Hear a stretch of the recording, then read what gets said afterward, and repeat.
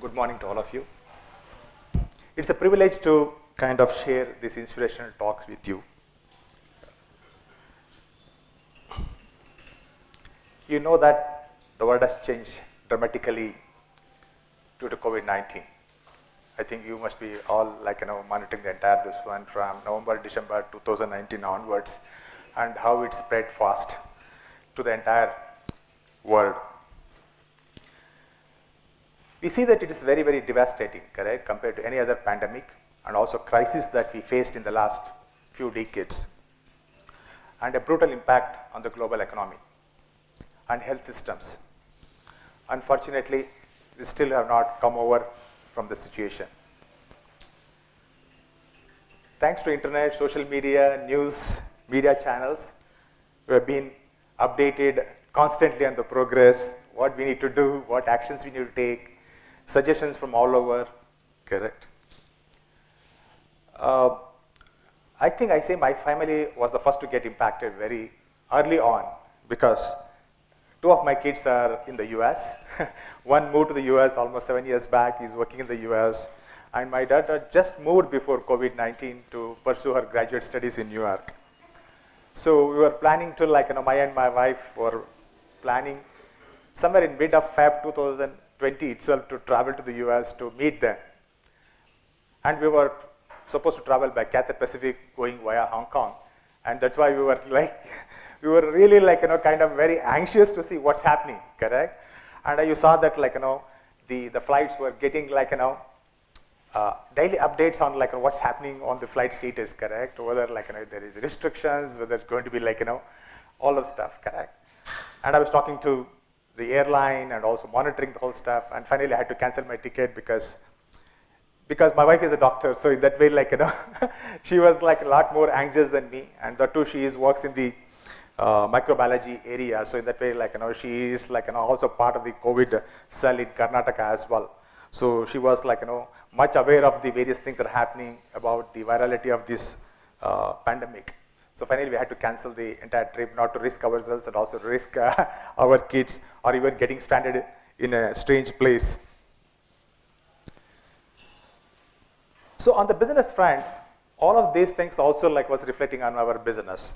We are a company spread over 3 locations. Bangalore is our headquarters. We have about 120 employees working across 3 locations in India. And we were monitoring the situations very closely because we have clients, very esteemed clients, not only in India, plus also across the globe. We serve our clients across Asia Pacific and as well as Europe and US. But business was usual until mid-March. We were traveling, I went to Mumbai, I went to Chennai, just before the lockdown. But we saw that most of our big clients already had putting restrictions in their workplace, correct? And also some were outrightly telling that, no, please do not come and visit us. We have very strict, no visitors are allowed in our premises, because they were also trying to enforce such restrictions, not their employees not to get any infections from outside as well. So we also had to bring in similar practices to our workplace, correct? Because as you know, employees are our key asset, correct? In any services company or even any other company, correct, today. So we put all those kind of policies in place, what other companies to follow. We switched off our ACs. We kept the door open, so no need to put the fingerprint, so they can walk in, walk out. We removed the attendance systems.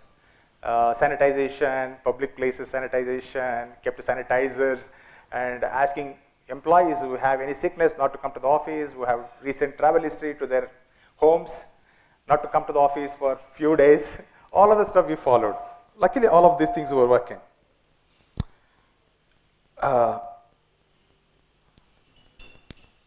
We had a work from home policy.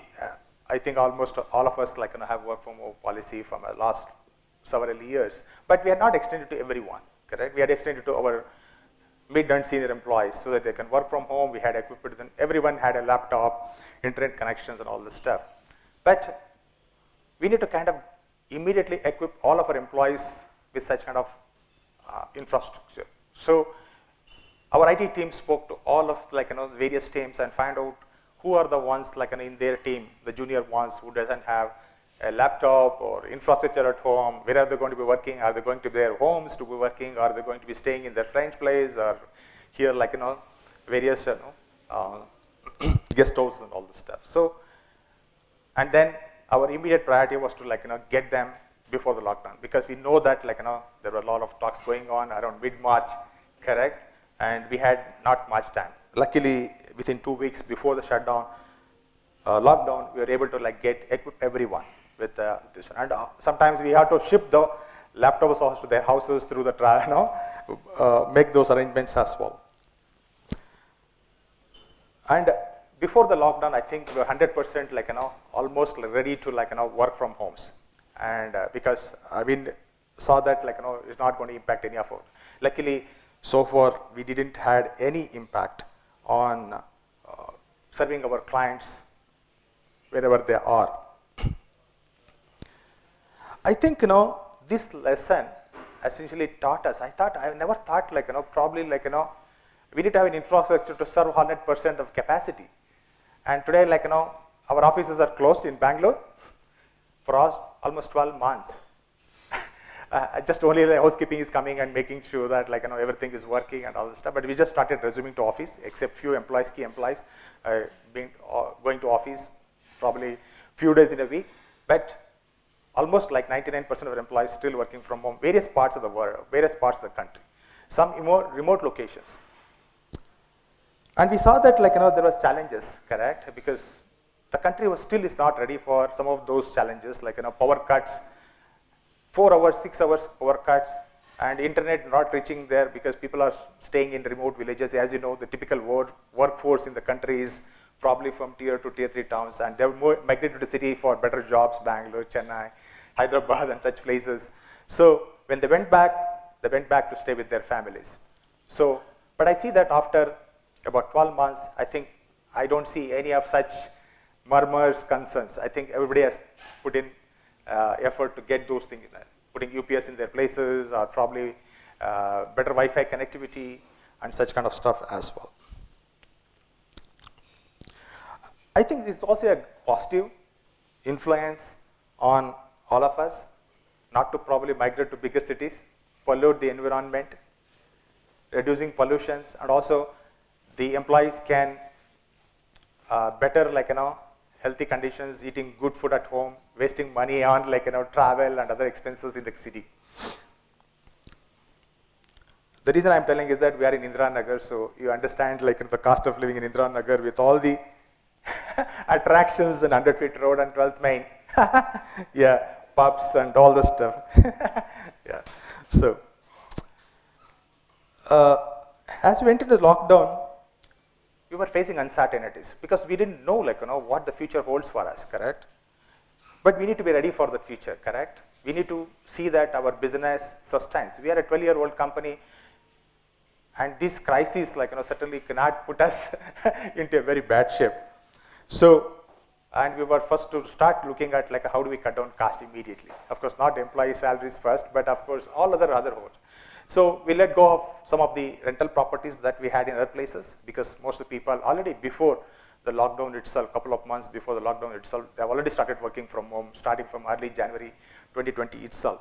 So we let go of 2 of the properties in Gurgaon and as well as in Mumbai, saving a couple of lakhs. Of course, we couldn't do that in Bangalore. Yeah, but that was not enough, correct? So we wanted to preserve cash. We are a bootstrap company, so we didn't have a lot of cash reserves. So we had no investors, like, who could, like, we could draw them, we can depend on them. So we need to kind of at least have a 3 months, like, cash reserves. So I think the major of the expense was the salaries, correct? We took the senior employees into confidence and told them that since we don't know about the future, like, this was in March, April last year. So we said, let us take a salary cut, okay? Of course, the salary cut will be much higher for the senior employees compared to the junior employees. And we took the senior employees into confidence and then announced salary cuts, with the condition that we are going to repay the salaries once the situation improves. Most of the people agreed.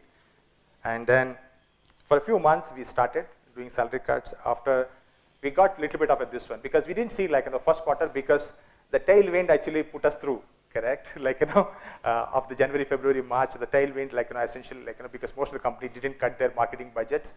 And we sailed through the first quarter of 2021, that April, May, June. We didn't see any impact at all.